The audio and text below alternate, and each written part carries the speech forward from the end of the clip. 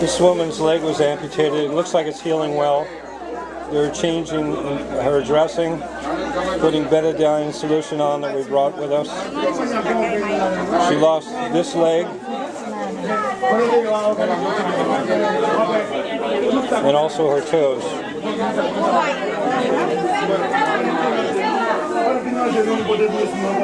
Ese de terremoto or diabetica?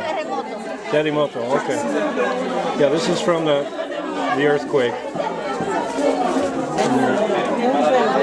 Making sure the wound's not going to get any infection. Looks like somebody did a really nice job.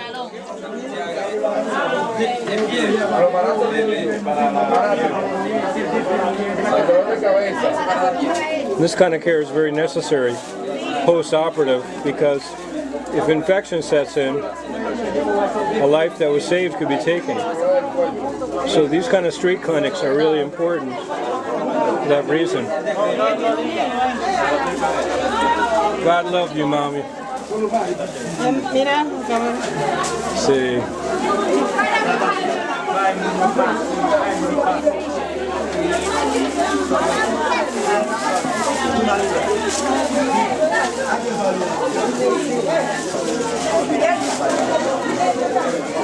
Might be a little difficult to look at this, but we need to deal with the reality of why it is that we came here. We didn't come to hide our eyes from the pain or the difficulty, but to embrace it and to walk with these people in the midst of their troubles.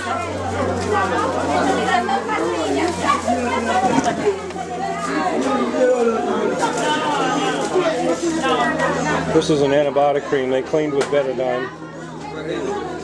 And now the nurses are putting on antibiotic cream.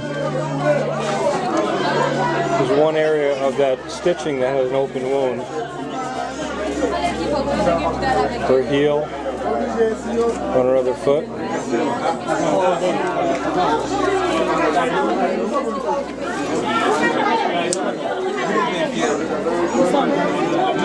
And then we're going to give her gauze and bandages and cream so a family member can do this for her as needed.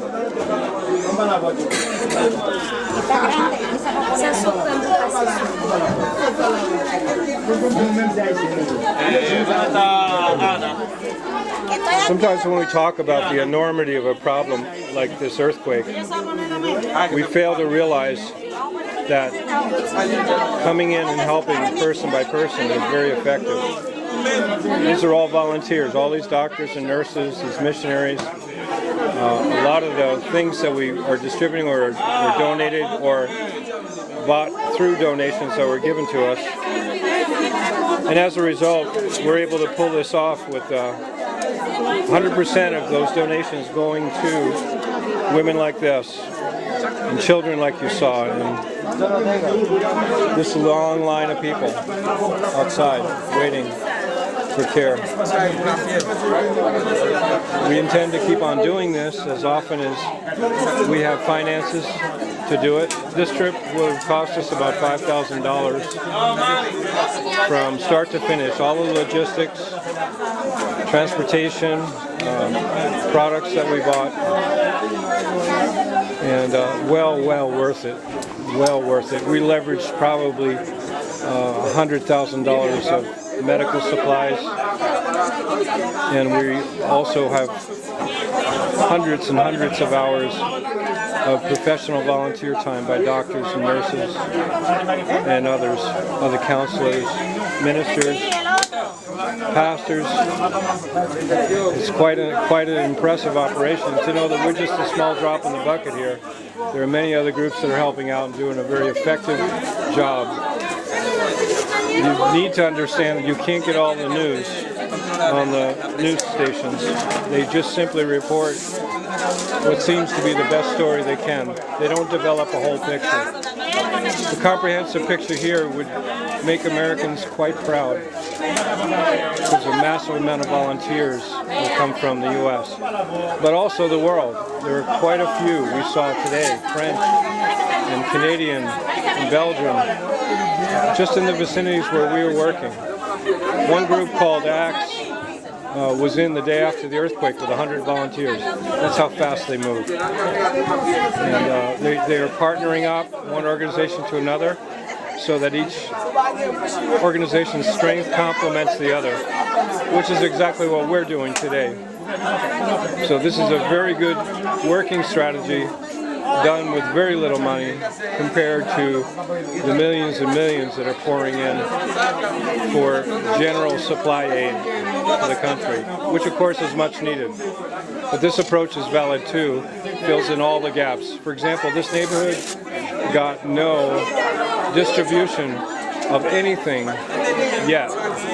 They've basically been dealing with the marketplace on the street as normal. Whatever flows to the marketplace, they eat. If they don't get it, they don't eat. If they have money, they can buy. If they don't have money, they can't. The day before the earthquake, the social conditions here were terrible. And we run out of vocabulary now trying to describe